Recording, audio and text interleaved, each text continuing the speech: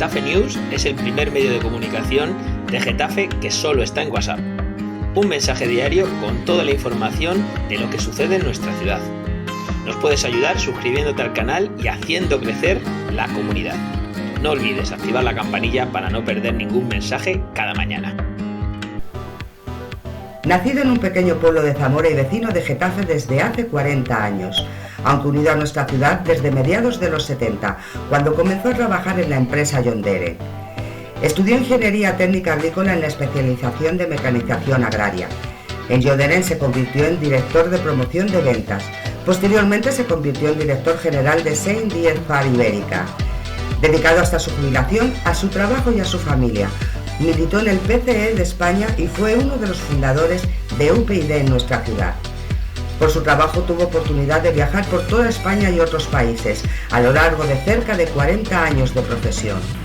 Durante su jubilación ha colaborado en diversos proyectos de comunicación, como la fundación de la radio local online Getafe Voz o el periódico Getafe Central. Formación realizando diversas conferencias relacionadas con la mecanización agraria. Divulgación agrícola con la publicación de diversos libros sobre la evolución del tractor en nuestro país. Y de ecología a través de los proyectos de plantación vecinales de la Asociación Getafe Central, que preside en la actualidad, relacionados tanto con Getafe como con el resto de nuestro país. Buenos días, Eloy. Muchas gracias por venir aquí a los estudios de Getafe News, por llamarle de alguna manera. Muchas gracias, José Luis. Esto para mí es casi un honor, aparte de, por supuesto, una nueva experiencia, pero muy bien. Hemos pasado de la radio a la televisión. Eloy siempre empieza los proyectos, le lío en casi todas las cosas y no podía faltar aquí también. Es verdad que, como decía el otro día Yolanda Hidalgo, es un honor estar después de los alcaldes. Han pasado ya por aquí Jesús Prieto y Pedro Castro y venir después, la verdad es que es esto. Siempre hago la misma pregunta cuando empiezo, ¿vale? Porque sabes que estas cosas, cuando nos ponemos a hablar sobre todo de Getafe, nos acabamos liando y no sé por qué, pero siempre salen críticas. Todo el mundo somos un poco críticos. Yo quiero hablar por las cosas positivas. ¿Qué cosas positivas considera Eloy Galván que tiene nuestra ciudad Getafe? ¿Qué cualidades diría de la ciudad en la que llevas viviendo muchísimos años? 40 años. Nada menos. Nada más. Sí, pues yo creo que tiene muchas más cualidades que posibles críticas que podamos hacer. Y las cualidades, pues en primer lugar primero, es una ciudad que pinta mucho en Madrid. Eso es muy importante. Es decir, es una de las grandes ciudades industriales alrededor de Madrid. En segundo lugar, además de tener grandes empresas, no hace falta que nombre, pero estamos hablando de Airbus, por ejemplo, de Hyundai, de Siemens, de otras grandes empresas que tiene, pues lo que tiene es una gente con una cualidad muy, muy estimable. Y yo creo que eso se ha visto a lo largo de los años. Getafe ha liderado, pues, por ejemplo, el movimiento obrero en Madrid. Ha sido uno de los grandes puntos donde posiblemente, debido a la industrialización, pues la gente ha sabido, especialmente antes de la transición, diríamos durante la época de la dictadura y después durante la transición, ha sabido marcar su impronta. Yo creo que este también es otro tema muy importante. Es decir, en primer lugar, no solamente sale un equipo en el ayuntamiento de izquierdas, sino que además el equipo que sale transforma la ciudad. Getafe ha sido pionera en muchos aspectos. Por ejemplo, a nivel de urbanismo, pues estamos hablando del sector 3 que se crea en aquellos momentos y además se crea básicamente por el movimiento obrero, que quiero decir que son los partidos políticos, a lo mejor los que lideran la situación, los partidos políticos de la izquierda, pero es un movimiento obrero el que realmente está en la base. Es decir, la gente trabajadora, básicamente, clase media ya trabajadora, principalmente la que lidera un nuevo urbanismo que, para bien o para mal, nunca se sabe, pues se impone en nuestra ciudad. Y yo creo que para regular nada más se impone también en otras zonas del país. Es decir, no solamente ha sido pionero en temas de industrialización, sino que su gente además ha sabido también, pues, marcar esa impronta. Fue la primera universidad que se crea también en los alrededores de Madrid, con gran esfuerzo, y luego además, pues, el ayuntamiento en aquel entonces, que ya era un ayuntamiento de izquierdas, pues también se ve forzado y además fuerza la situación. En esa época de la transición yo creo que los líderes eran más líderes y más aventajados de lo que lo son ahora, pues son los que lideran ese movimiento no revolucionario, pero sí de transformación de las ciudades y de transformación de la educación, de transformación de la sanidad, porque la mayor parte de los ayuntamientos pasan a ser ayuntamientos de izquierdas y inmediatamente después de la llegada de la transición, pues es la izquierda también, a través de Felipe González, quien transforma el país y para bien además. Yo creo que hoy día España es un país punta en Europa, es uno de los países más importantes de Europa en muchos aspectos, decía, y eso se debe en parte, por mucho que lo denostemos ahora y lo echemos abajo, me estoy alargando ya y con esto corto, yo creo que España ha sido un ejemplo para muchos países en el paso de una dictadura a una democracia. Uno de los temas que has tratado y que además conoces bien, como es el tema de la industria, o hemos hablado de esas fábricas, esas empresas, cada vez hay menos. Tú has trabajado durante muchos años en una de las empresas más importantes de las que quedan, en John Deere. Has trabajado durante muchos años, pero también en tu última etapa profesional has tenido la experiencia de traer una empresa a Getafe. Yo quería hablar contigo de eso, de esa industria. El otro día debatíamos aquí un poco con Pedro Castro. Yo decía que Getafe se ha convertido en una zona logística, puramente logística, de empresas logísticas, con lo que eso supone de cambio sociológico, con esas grandes empresas, esas grandes fábricas que marcaron, digamos, el crecimiento de la ciudad, y ahora ha pasado a unas empresas logísticas, en mi opinión. Pedro Castro decía que teníamos que seguir apuntando en dirección a esa industria aeronáutica como eje vertebrador de la industria. ¿Cómo ve Eloy Galván el desarrollo industrial de la ciudad? Pues yo creo que es un tema muy difícil, pero es un tema muy difícil para todos los países. Una cosa es la industria en lo que se refiere a su faceta de investigación, de inversión, de control, de la venta, en este caso de la distribución y de la fabricación. Y yo creo que el ejemplo más típico que hay para ver ese tipo de industrialización, que es lo que todos pensamos, pues es a lo mejor Francia. Y el mejor ejemplo de Francia es Renault. Renault es una gran empresa controlada por el gobierno en Francia, pero resulta que hay más fábricas en España de vehículos, de coches, que lo que hay en Francia. Se producen más coches en España que en Francia y sin embargo en España no existe ninguna empresa que esté controlada por españoles o por lo menos que se pueda autodenominar española de vehículos, de coches, y sin embargo es uno de los grandes fabricantes de Europa. Es el segundo fabricante de Europa después de Alemania, por delante de Francia, de Italia y de Inglaterra, que sí tienen empresas de este tipo. No deja de ser un poco una cuestión curiosa.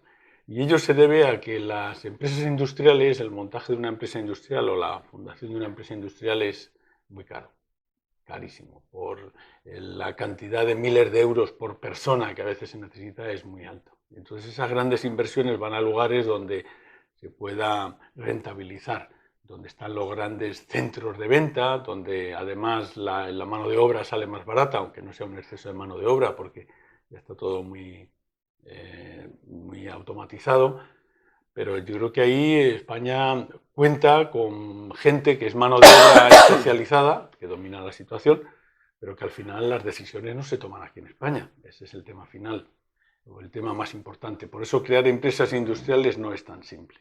El segundo tema, por ejemplo, cuando hablamos de logística, es que eso pasa en todos los países también. La mayor parte de la producción se realiza en otros países y entonces aquí lo que se hace es canalizar esa posible venta a través de centros que están cerca de las grandes ciudades. Entonces hay que equilibrar un poco el coste de montar esas empresas logísticas con la cercanía de la gente. Todo este tipo de cosas hace que no sea tan fácil montar empresas industriales, que sea mucho más fácil montar empresas logísticas y que además en esas empresas logísticas España también es una parte muy importante en Europa. Sí hay muchas empresas logísticas en España. La más grande de todas, que es la de que estamos hablando, por ejemplo, Amazon, pues está en todo el mundo, pero no hay que perder de vista este tipo de funcionamiento tendrá que cambiar. De lo contrario, vamos abocados primero a una homogeneización mundial de la logística y segundo a la pérdida de todavía muchísimos más miles de puestos de trabajo. El ejemplo más típico, Amazon en Estados Unidos me parece que controla el 15% de todo el comercio que tiene Estados Unidos. Eso es una brutalidad. Por ejemplo, esa cuestión, ese cambio, digamos, de paradigma en cuanto al trabajo, en este caso, siempre venimos hablando de lo que supone como cambio sociológico en una población de 200.000 habitantes como es nuestra ciudad. ¿Está cambiando nuestra ciudad? ¿Está nuestra ciudad girando de esa ciudad obrera tradicionalmente de izquierdas? Hemos hablado antes de la composición de sus gobiernos tradicionalmente hacia otro tipo de ciudad, no sé si más conservadora, si de derecha, ¿cómo influye el factor trabajo, en este caso, en el cambio sociológico de una ciudad que ha crecido en los últimos 30 años de una manera relevante? Bueno, hay que tener en cuenta varias cosas. Una cosa es la ciudad, cómo puede ser la ciudad o cómo queremos que sea la ciudad. Yo creo que no hay planes claros para entrever cómo se quiere que sea la ciudad. Es decir, una ciudad como Getafe, pues tiene a lo mejor 4 o 6 barrios o 4 o 6 tipos de barrios muy, muy distintos. Unos son barrios más antiguos, construidos en los 50, y 2 o 3 barrios de este tipo, con viviendas que habría que cambiar. No tiene sentido que haya construcciones de ese tipo hoy día. Se han quedado obsoletos absolutamente, muchas de ellas no tienen ni ascensor, ni tampoco lugares donde a lo mejor la gente pueda aparcar el coche. Yo creo que no va la tendencia hacia ser aparcamientos de más coches, que ya está bien, pero sí por lo menos que haya una idea de qué es lo que se quiere de ese tipo de barrios y de otros barrios más avanzados, como a lo mejor los que se están haciendo ahora. Es decir, ¿qué ciudad queremos? ¿Existe un plan para cambiar la ciudad? No, existen planes para cambiar los barrios, poquito a poco, pero barrios a nivel individual, no existe un plan para la ciudad como tal. Hay que entender además, como una crítica, y a lo mejor puede ser un poco amarga, que la parte más céntrica de la ciudad es una parte bastante fea. En general, estamos hablando, por ejemplo, de la calle Madrid, que no tiene estilo, si es que se puede llamar a un eclecticismo, es decir, que cada uno hace lo que le viene en gana casi, y que incluso los rasantes no se controlan, porque antes, si hubiera un rasante de 4 alturas, ahora hay edificios que tienen hasta 6 o 7 alturas, y quién te dice que no puede haber los de 10 o de 15 por conveniencia de algún constructor o del propio ayuntamiento, que es el que da el peor ejemplo, en algún caso. Pues ese es parte del tema. Pero yo creo que la conformación de las ciudades no está en función a veces solo del tejido industrial, porque la gente que trabaja en Airbus, hay muchos chavales que sí que viven ahí, pero un porcentaje que como mínimo a lo mejor puede ser el 30% no viven en Getafe, viven fuera de Getafe. Y lo mismo ocurre con el resto de las empresas también que puede haber en Getafe. Yo creo que lo que conforma es, en primer lugar, la posibilidad de que el ayuntamiento tenga un plan, o la necesidad en otros casos de que lo tenga.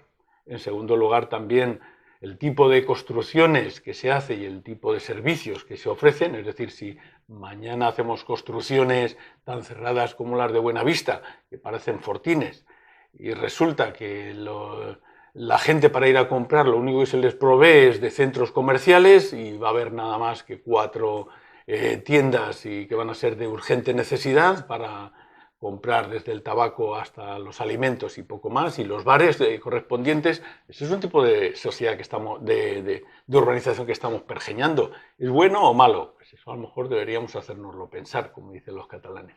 Pero quiere decir que falta un plan organizador de qué es lo que se quiere para Getafe.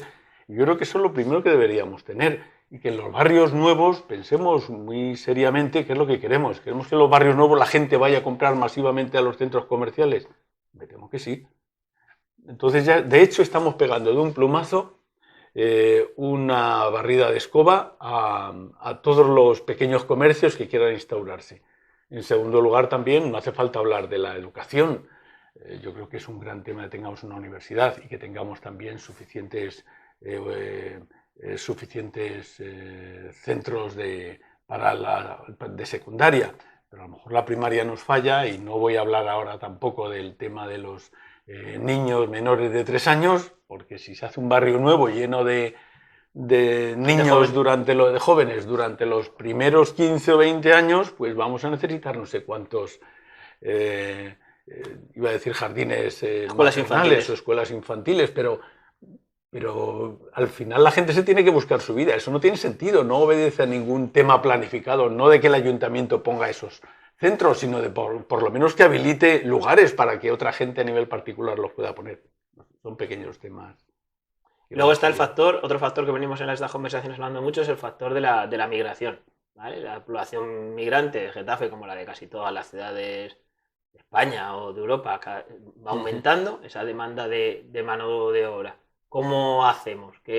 ¿Cómo hacemos para integrar esa población? Una ciudad que si algo se ha caracterizado, lo hablado estos días, pues eso, tanto con Pedro como con Jesús, de que es una ciudad que vino de castellano-manchegos, extremeños, andaluces, castellano-leoneses, o sea, de gente que vino de todas las partes, que es lo que ha conformado lo que es Getafe hoy. Sí.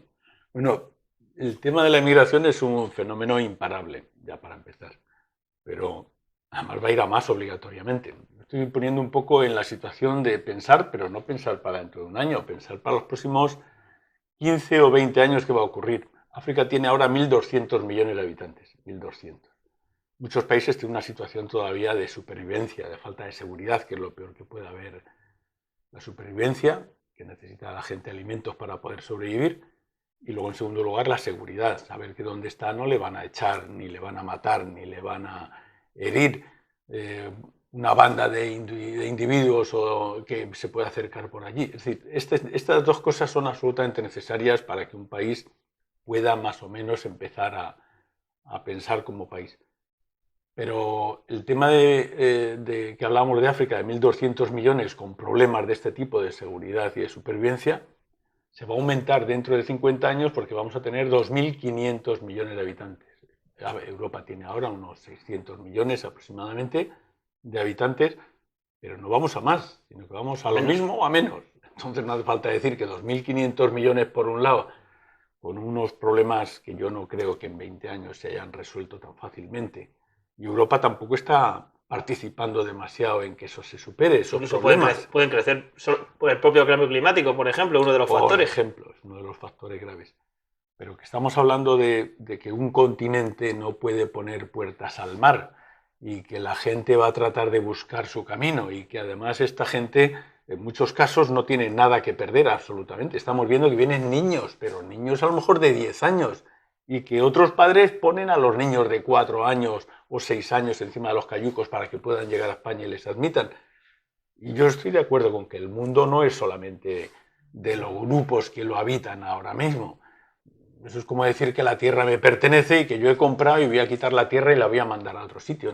Estamos hablando de que realmente necesitaríamos también otro plan por parte de Europa y de los grandes países para ver cómo la migración no es que se contenga, sino que la inmigración no suceda de manera forzada, porque esos países empiezan a recuperarse. Si nosotros queremos crear más riqueza pero no queremos compartirla, no nos va a ir demasiado bien. Hablabas antes del modelo de ciudad, del modelo de ciudad que queremos, y dentro de uno de los factores, uno de los grandes problemas de nuestra ciudad ahora mismo es el tema de la vivienda. La falta de vivienda en la ciudad, unos alquileres que se han puesto a unos precios imposibles, no solo para los jóvenes, sino para la mayoría de la población. ¿Qué se puede hacer o cuáles son... ¿Cómo combatir el problema de la vivienda en la ciudad? No, hay un tema curioso. En los años 50 la gente se gastaba el dinero en comer, para que veamos cómo hemos cambiado. Es decir, estoy hablando del año 50 concretamente, me acuerdo de los datos, el 48% del dinero que se gastaba una familia se gastaba en comer. Eran años de hambre, de supervivencia pura y dura. Pero sin embargo, lo que se gastaba una familia en la vivienda era aproximadamente el 18%. Aproximadamente no, el 17,9 o el 18,0, por ahí andaba. Es decir, las tornas han cambiado. Hoy día una familia joven, aunque trabajen los dos, antes la mayor parte de la gente trabajaba uno, porque entre otras cosas estaba prohibido que trabajara la mujer. Las mujeres casadas en ese año estaba prohibido que trabajaran. Tiene miga el asunto. Pero lo que estamos hablando es que a día de hoy la pareja que trabaja para pagar la vivienda, pues aunque ganen los dos netos 2.000 y algo, vamos a poner 1.000 cada uno o 1.200 cada uno, 2.500, no hay vivienda en Madrid por debajo, Madrid estoy hablando, por debajo de los 1.000 euros. Entonces estamos hablando de que han cambiado las tornas, ahora la comida vale muy barata, lo cual es bueno, quiere decir que los agricultores han hecho su papel, pero alguien no ha hecho su papel a nivel urbanístico. Y ese alguien es algo tan simple como que en España ha habido épocas en las cuales el Estado ha estado implicado. Y a mí no me preocupa hablar de Franco para decir que en la época de los 60 se edificaron en esta ciudad una cantidad de viviendas terribles y se sometieron, o se dejaron más que para alquiler, para la compra, pero una compra económica, porque estaban subsidiadas esas viviendas. Pero hoy día eso lo hemos abandonado.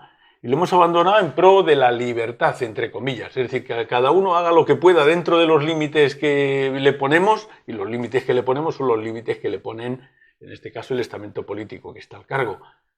Comparémonos con cada país de los que hay en Europa. España es el país que menos viviendas protegidas tiene para alquilar.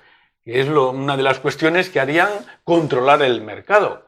Yo controlo el mercado y pongo en alquiler 1000 viviendas o 500 que yo pueda tener, pues seguramente, y a un precio además controlado, y además sé a quién se las voy a prestar, que es a gente que pueda necesitar dinero, o al revés.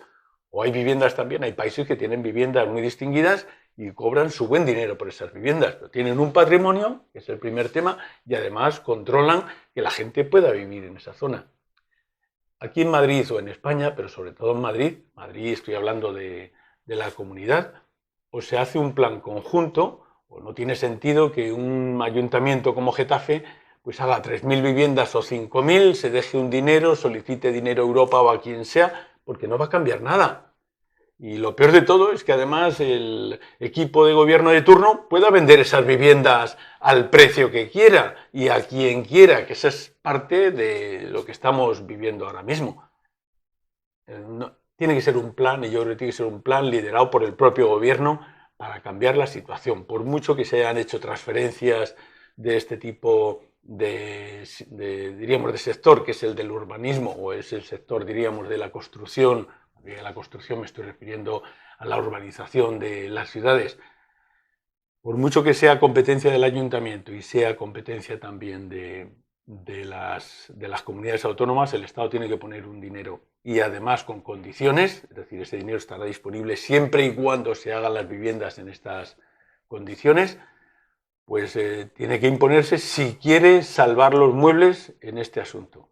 Porque estamos viendo lo de la patada en la puerta y lo de los ocupas, y claro, los jueces también se hacen cruces, porque realmente le estamos echando la culpa a los jueces, le estamos echando la culpa al estamento judicial en líneas generales también, estamos echando la culpa a los policías, que ellos tampoco hacen nada cuando toman la casa de alguien.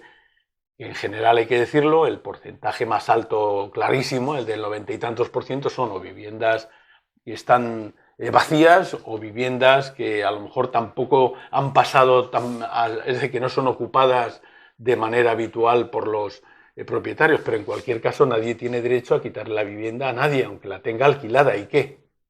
Estamos hablando de que igual que alguien se compra un coche, de que otro se gasta el dinero en las quinielas y de que un tercero se lo gasta en una vivienda, cada uno con su dinero debería hacer lo que quisiera, siempre y cuando exista una ley. Y aquí estamos en la ley del más fuerte, en fin, creo que merece la pena no seguir hablando sobre este tema, que yo creo que tenemos claro. Hablando de otro de los temas importantes, he hecho referencia antes cuando hablabas del tema de la migración, es el tema del cambio climático, ¿vale? Y para las ciudades es un tema fundamental de cómo hacer frente desde la ciudad, desde una ciudad como Getafe, con 200.000 habitantes, se ha convertido en una isla de calor, a la sostenibilidad. Sé que a través de la Asociación de Getafe Central estáis llevando el tema de las plantaciones de árboles. ¿Qué políticas tiene que hacer una ciudad, un ayuntamiento como el de Getafe para tomar medidas, ¿cómo decirlo? Porque no sé si llamarle disuasorias, es decir, porque evidentemente no se puede combatir el clima desde esto, pero para aliviar este cambio climático que vivimos. Pues la verdad es que es un tema que nos supera, y supera con mucho a España, supera no ya a Getafe, sino a España, lo supera a Europa y supera... Hay una cuestión que es muy simple. En los años 50 había un problema muy grave, digo porque voy a ver alguna de las causas. Me voy a entretener 3 minutos, lo siento otra vez, en la contestación. En los años 50 había un problema gravísimo de hambre. Igual que estamos hablando que había problemas de hambre en España, pues había problemas más que de hambre, de supervivencia en países como Pakistán, la India en aquel entonces era parte. Yo creo que la diferenciación entre Pakistán e India llegó más tarde, pero es igual, en zonas de Pakistán, India, en zonas de China, en zonas de África, en zonas de Sudamérica. Y entonces se creó, no voy a contar cómo fue, un sistema especial de apoyo a zonas que tenían que tenían problemas graves de hambre. Entonces esto se llamó la Revolución Verde. Se trataba de que con los conocimientos de la tecnología de aquel entonces se pudiera producir o se pudiera multiplicar por 3 o por 4 la producción de alimentos. Y se logró. Eso fue un hito en la historia de la humanidad que demostró que los humanos podían dejar de pasar hambre.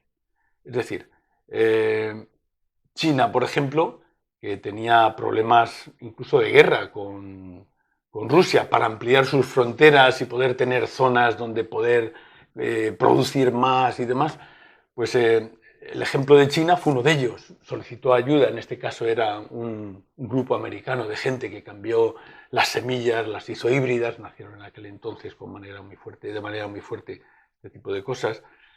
También los fertilizantes, sacaron nuevos fertilizantes inorgánicos para poder producir más y mejor. Sacaron también, o se sacó también, la maquinaria que podía ayudar para que todo este tipo de cosas se pudieran poner en la tierra, es decir, los fertilizantes, los plaguicidas y demás en la hora o en el momento en el que se necesitaban. Fue todo un cúmulo de cosas las que hicieron que esto saliera adelante. Bueno, eso lo que hizo fue que despertó la imaginación y además la realidad de que las cosechas se podían multiplicar. Hoy día, por ejemplo, seguimos teniendo la misma cantidad de tierra, pero la producción en la Tierra se ha multiplicado por 2 o por 3, la producción en el planeta, en muchas zonas. Es decir, hoy día tenemos un problema porque el 30% de los alimentos se tiran, por ejemplo. Y sin embargo hay zonas que por problemas logísticos, que era lo que antes comentábamos, por problemas logísticos no se puede llevar el trigo, no se puede llevar las habichuelas o no se puede llevar la carne. Pero el tema de fondo es que sabemos la solución. Es decir, producir con más medios de producción, producir agricultura con más medios de producción o producir pesca o producir, me da igual, animales. ¿Eso a qué nos ha llevado? Pues nos ha llevado a una dilapidación, entre comillas, de material. Es decir, hoy día uno de los grandes problemas que tenemos es que en el mundo buena parte del cambio climático se ha hecho porque hemos gastado recursos a lo bruto, a lo bestia. Si decimos que hay que fertilizar, fertilizamos a lo bestia. Nos hemos cargado el mar, no hace falta hablar mucho, el mar Menor, pues a base de echar fertilizantes a lo bruto, a base de quitar agua, por ejemplo, de los pozos. Hoy mismo venía en el periódico que había 70 pozos ilegales que había descubierto la Guardia Civil y que los iban a multar posiblemente con algo entre 6 meses y 5 años a esa gente. No creo que les caiga nada, pero lo que estamos hablando es de que esa dilapidación de recursos nos ha llevado en cierto modo a que nos estemos quedando sin pesca en buena parte del mundo, a que buena parte de los alimentos se estén sacando de la tierra con una superproducción que no nos lleva a ningún lado. Es decir, estamos hablando ahora de que eso lo que ha hecho ha sido cambiar la situación que tenemos en la estratosfera. Y con esta situación que tenemos en la estratosfera resulta que se nos calienta la Tierra y a su vez también pues estamos enviando un doble mensaje a la atmósfera nuestra, de tal manera que nos está cambiando el clima. Y está cambiando el clima no porque vaya a mejor ni a peor, sino porque el clima tiene unos bandazos de agua a lo bruto, de sol a lo bruto, etc. Y eso se conjunta también con la falta de planificación en las ciudades, porque estamos más en favor a veces de hacer que los árboles no molesten a los votantes de la ciudad, de hacer que a lo mejor pues, las fuentes que tampoco estén molestando en algunas de las zonas donde se encuentran, o que los árboles tengan que ser podados de cualquier manera porque resulta que tampoco pueden dar sombra en verano, pero nos ponen el suelo lleno de hojas y a veces tenemos accidentes. Es decir, yo creo que lo de la ciudad son cosas secundarias, que no tienen tanto valor. Lo que sí tiene valor es entender que la naturaleza sigue su curso y que si nos la cargamos, la naturaleza va a seguir funcionando a su aire y los que vamos a desaparecer somos nosotros. Que hemos aparecido hace 4 días, que no somos tan divinos. Bueno, todo esto para comentarte que el cambio climático va a afectar, por supuesto que va a afectar.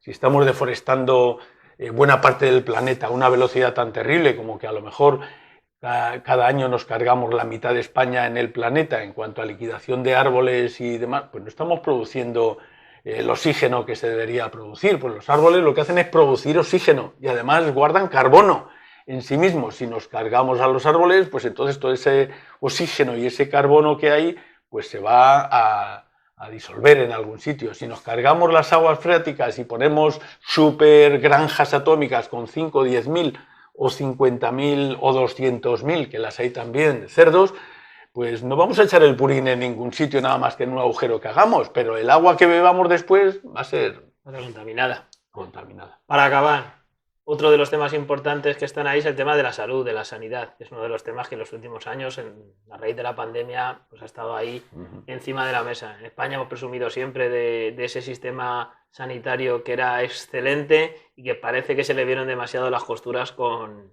la pandemia. En Getafe tenemos un hospital de referencia, pero nos han dejado sin las urgencias. Ahora se van eliminando el factor de los médicos. ¿Qué te parece? ¿Cómo andamos en ese tema? Bueno, yo creo que hay un tema curioso en España. En primer lugar, los médicos que hay son médicos excelentes. Médicos excelentes, primero porque la excelencia pues, viene de la base. Cuando tú haces secundaria, si quieres hacer oposiciones para ir a ver el médico, pues resulta que tienes que... Perdón, si quieres hacer oposiciones para ser médico, pues resulta que tienes que sacar una media sobre 10, a lo mejor de 8. Voy a poner un ejemplo o más, que no todo el mundo tiene. Luego además son gente en general de vocación, porque no todo el mundo está interesado en ir a auscultar a gente que se está muriendo o gente que tiene problemas. Una cosa es que sea gente normal y otra vez es lo que te va a tocar, si eres médico de la Seguridad Social, pues son muchas veces gente que no está en las mejores condiciones para sobrevivir. Después de haber dicho esto, es una lástima que cada año, después de haber dicho que los médicos, para ser médicos y con sus especialidades, etcétera, pues tienen que hacer tienen no sé cuántos filtros, en primer lugar la secundaria, después el acceso también a la universidad con esas notas que tienes que sacar, después si quieres incorporarte al MIR vuelves a examinarte otra vez, cuando terminas el MIR para revalidarlo tienes que volver a examinar, si quieres estar en la Seguridad Social tienes que haber hecho examinarte de nuevo otra vez para poder acceder a la Seguridad Social y luego además ver qué expectativas tienes, de dónde te van a mandar, porque como eres de los últimos, pues aunque seas una eminencia, te van a mandar casi con seguridad pues a una de las extrarradios y además te va a tocar por la tarde y por la noche. Entonces, todo este tipo de cosas hace que cada año, ojo, al dato, estoy hablando ahora solamente de los médicos, que las enfermeras y enfermeros son más. Médicas y médicos, como dicen ahora, el conjunto de médicos que sale cada año está entre 20 y 25.000 personas. No es ninguna broma. Es decir, formar un médico, aparte del esfuerzo personal que tiene que tener el médico, le cuesta a la sociedad aproximadamente unos 10.000 o 15.000 euros, muy poco, como poco, cada año. Cada año. Y estoy hablando que son 6 años más otros 3 si hace la especialidad, 9 años. Es decir, estamos hablando de cientos de mil o de ciento y pico mil euros que le cuesta a la sociedad española formar un médico especialista. Si no es especialista, a lo mejor solamente le cuesta del orden de 70.000 euros a cada médico que se está formando. Es decir, todo esto supone un dinero que está invirtiendo la sociedad para que después haya otros que aprovechen esta situación. Es decir, a veces nos planteamos que con liquidar la medicina pública, que es uno de los asuntos que tratamos, pues posiblemente alguien vaya a llegar incluso de otros países a ocupar esas posiciones. Vale, pues estamos esquilmando también a otros países que necesitarían esa gente.